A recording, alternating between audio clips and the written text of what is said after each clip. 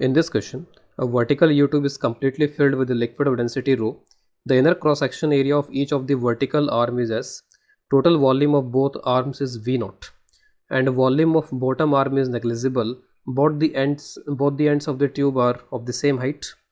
One of them is open to the atmosphere, जैसे ये वाला end, and other is hermetically connected to a flask of volume V naught. तो hermetically मतलब air tight रखते हुए, कोई एयर का कोई नहीं हो रहा है यहाँ पर इसमें, तो एयर टाइट रखते हुए यहाँ पे इस फ्लास्क को इसमें कनेक्ट किया गया. तो वॉल्यूम वी नॉट, इसका जो वॉल्यूम है वी नॉट है, और इन दोनों का टोटल मिला करके जो वॉल्यूम है वी नॉट है. Filled with in ideal monatomic gas, इसमें एक मोनोटोमिक गैस यहाँ पर इसमें फिल की हुई है.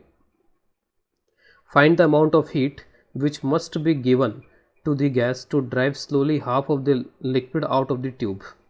तो इसको कितनी हीट दी जाए इस गैस को जिससे कि आधा लिक्विड बाहर निकल जाए. तो आधा लिक्विड बाहर निकल जाने का मतलब है कि दो आर्म्स में लिक्विड है और इक्वल वॉल्यूम वाला लिक्विड है, तो ये लिक्विड यहाँ से निकल जाए और ये सारा लिक्विड फिर इधर पहुँच जाएगा. Atmospheric pressure is P naught and pressure of liquid vapours, effect of surface tension और हीट लॉस इज़ नेग्लिजिबल. तो इसमें इनिशियल ये सिचुएशन है, और फाइनल सिचुएशन अगर यहाँ ड्रॉ की जाए तो final situation is like this.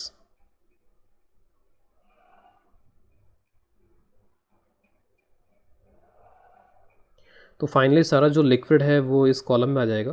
तो all the liquid will be in this arm और कॉलम, और उसके बाद में जो गैस है वो एक्सपेंड करके फिर इस पूरे में फैल जाएगी. तो ये इनिशियल सिचुएशन है और एक तरीके से ये फाइनल सिचुएशन है. तो इसमें हमें ये कैलकुलेट करना है कि इस गैस को कितनी हीट यहाँ पे दी गई होगी. तो गैस को कितनी हीट दी गई है उसको मैं कैलकुलेट कर रहा हूँ यहाँ पे फर्स्ट लॉ थर्मोडायनेमिक्स से, क्योंकि ये जो प्रोसेस है वो किसी भी स्टैंडर्ड प्रोसेस से मैच नहीं करता है. ना तो ये आइसोबारिक प्रोसेस बोला जा सकता है, ना ये आइसोकोरिक, वॉल्यूम कांस्टेंट नहीं है, हीट भी आ रही है यहाँ पे, टेम्परेचर भी कांस्टेंट नहीं है, कुछ ऐसा इंडिकेशन नहीं है.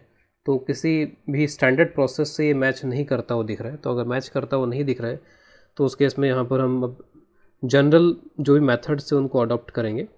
तो यहाँ पे इन जनरल अगर हम यहाँ पे फर्स्ट लॉ थर्मोडायनेमिक्स का यूज़ करें, फर्स्ट लॉ थर्मोडायनेमिक्स, तो फर्स्ट लॉ थर्मोडायनेमिक्स ये कहता है कि प्रोसेस में जो हीट यहाँ पे इन्वॉल्व हो रही है, that heat is equal to delta U plus work done in the process. तो अगर मैं इंडिविजुअली इन दोनों को कैलकुलेट कर लूँ तो इन दोनों को कैलकुलेट करने के बाद में ये क्यू कैलकुलेट हो जाएगा. तो डेल्टा यू को कैलकुलेट करने के लिए यूज़ करना पड़ेगा n C V delta T. और वर्क डन बाय गैस कैसे कैलकुलेट करना है वो देखते हैं यहाँ पे. तो पहले कंसंट्रेट करते हैं इस टर्म के ऊपर, delta U is equal to N C V delta T. तो delta U N C V, और सी वी यहाँ पर हो जाएगा क्योंकि मोनोटोमिक गैस है 3R/2, तो डेल्टा टी. और ये जो एन आर डेल्टा टी है, क्योंकि यहाँ पर आप इनिशियल फाइनल प्रेशर वगैरह के बारे में थोड़ा बता सकते हैं कि क्या क्या होगा. तो इनिशियली यहाँ पर जो प्रेशर है, जैसे इस लेवल पे प्रेशर पी नॉट है, तो इस लेवल पे भी लिक्विड के प्रेशर पी नॉट ही होगा, और गैस का जो प्रेशर है वही पी नॉट होगा. तो पी इनिशियल अगर यहाँ पे लिखें गैस के लिए तो ये पी नॉट हो जाएगा. और ऑब्वियस है कि वॉल्यूम तो वी नॉट के बराबर, ये जो फ्लास्क का वॉल्यूम है, फ्लास्क का वॉल्यूम वी नॉट के इक्वल है. उसके बाद में पी फाइनल, तो पी फाइनल, तो यहाँ से देख सकते हैं कि जहाँ पर ये इंटरफेस आ रहा है, तो जो लिक्विड का प्रेशर होगा यहाँ पे इस इंटरफेस पे, वही प्रेशर यहाँ पे गैस का होगा. तो बॉटम पे आप लिक्विड का प्रेशर कैलकुलेट कर सकते हो. तो यहाँ पे जो प्रेशर है atmospheric pressure P not, atmosphere से ओपन है यहाँ पर ये, और ये एच हाइट अगर मैं अज्यूम कर लूँ, तो एच हाइट अज्यूम करने के बाद में जो बॉटम का प्रेशर है पी नॉट प्लस रो जी एच हो जाएगा. तो P final is P naught plus rho ji H. तो इसका मतलब अब एच भी यहाँ पर हमें रखना पड़ेगा कि एच कितना होगा. तो दोनों साइड में जो वॉल्यूम है इसका V0/2 है, V0/2 है यहाँ पर, और जो लिक्विड जो यहाँ पे एरिया है, cross section area is equal to S. तो जो हाइट है, तो हाइट अगर मेरे को इसकी निकालनी है तो इसका वॉल्यूम कितना हो जाएगा V0/2, और जो एरिया ऑफ क्रॉस सेक्शन है वो यहाँ पे एस के इक्वल है. तो this is the value of height. तो हाइट की वैल्यू यहाँ पे पुट कर लेता हूँ, तो P naught plus rho g V0/2s. Final जो वॉल्यूम है गैस का वो कितना हो जाएगा, तो V फाइनल भी यहाँ पर इजीली लिख सकते हैं क्योंकि ये V0 है और ये V0/2 है. तो V0 प्लस V0/2, तो 3V0/2.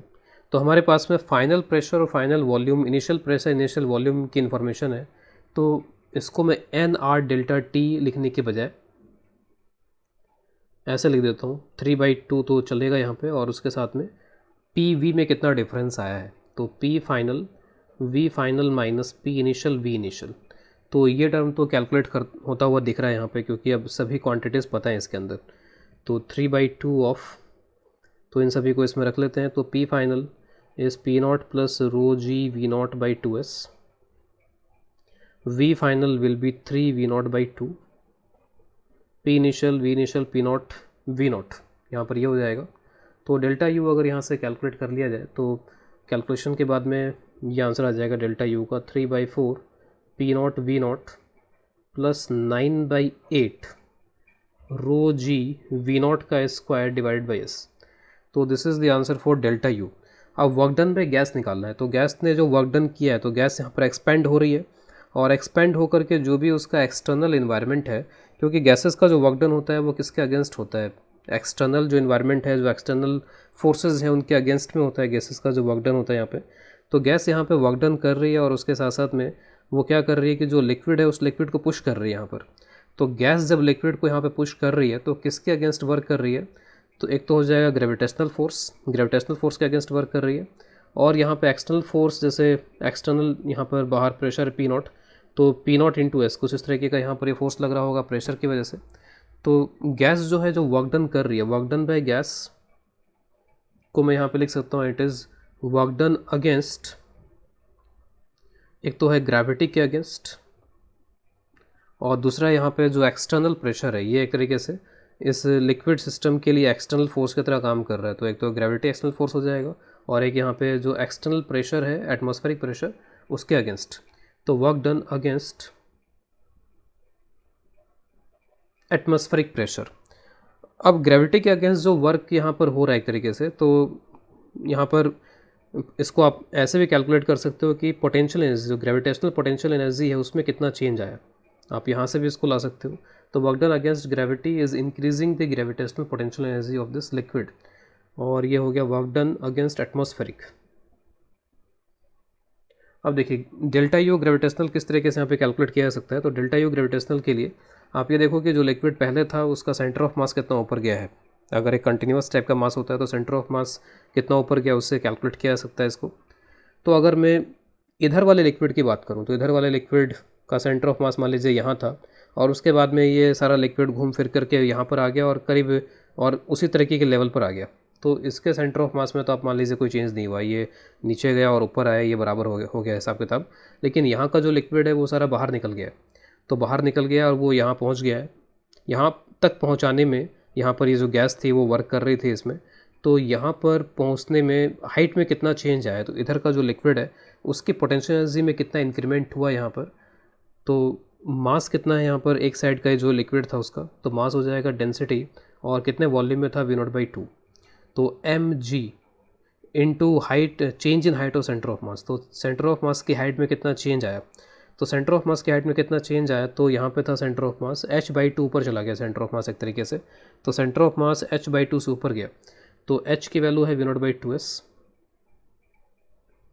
इसका हाफ कर दें यहाँ पे, तो this is delta U gravitational. तो एक तरीके से एक साइड का जो लिक्विड है उसकी ग्रेविटेशनल पोटेंशियल एनर्जी में कोई चेंज नहीं हुआ, दो साइड का जो लिक्विड है उसकी ग्रेविटेशनल पोटेंशियल एनर्जी में इतना चेंज हुआ है, बढ़ा है यहाँ पर, और वो बढ़ा किसके वजह से, तो गैस के वर्क डन की वजह से बढ़ा है। अब एटमॉस्फेरिक प्रेशर के अगेंस्ट कितना वर्क हुआ है, तो प्रेशर का जो वर्क डन है उसको आप पी वी इसके प्रोडक्ट से डायरेक्टली लिख सकते हैं। तो यहाँ पर आप देख लो कि एटमॉस्फेरिक प्रेशर वही कांस्टेंट है P0, और कितना लिक्विड यहाँ पे, कितना वॉल्यूम लिक्विड यहाँ से क्रॉस करके गया है, तो P0, और एक साइड का जो लिक्विड उसका वॉल्यूम कितना था v0/2, तो P0 v0/2। तो एटमॉस्फेरिक प्रेशर के अगेंस्ट जो है वो वर्क इतना हो रहा है यहाँ पर। इन दोनों को अगर ऐड कर लें इसमें, तो ये जो वर्क है ये हो जाएगा आपका रो जी v0² 8 × s, और ये वाला जो वर्क है ये है P0 v0/2। इन दोनों को ऐड कर लें तो टोटल हीट का फिर आंसर हमारे पास में आ जाएगा यहाँ पे। तो इन दोनों को ऐड कर लेते हैं, तो यहाँ पे 3/4 है और यहाँ पर एक तरीके से 2/4 है, तो 5/4 हो जाएगा, 5/4 ऑफ P0 v0। यहाँ पे 9/8 है और यहाँ पर ये 1/8 है, तो ऐड करेंगे तो 10/8 होगा, और 10/8 का मतलब होता है 5/4, तो 5/4 रो जी v0² s। तो this is the final answer.